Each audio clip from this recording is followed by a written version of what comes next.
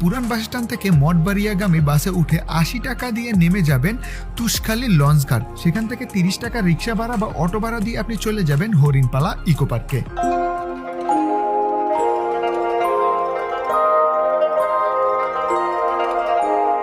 বর্তমানে এখন আমি আছি পিরিজপুর জেলার অন্যতম সুন্দর একটি পার্কে, যার নাম হচ্ছে হরিণপালা ইকো পার্ক।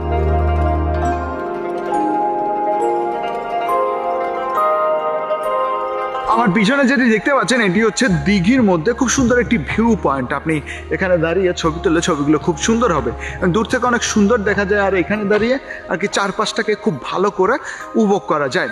আর পিছনে রয়েছে বড় ওয়াচ টাওয়ার, আপনি ওয়াচ টাওয়ারে উঠেও সমস্ত হচ্ছে পার্কের ভিউটাকে খুব ভালো করে এনজয় করতে পারবেন, প্লাস নদীর যে ভিউটাকে সেই ভিউটাকে খুব সুন্দর করে এনজয় করতে পারবেন। অ্যান্ড আমি দেখলাম যে অনেকেই উঠতে, বাট আমি উঠবো না বিকজ আমার ড্রোন আছে, অ্যান্ড ড্রোনের ভিডিও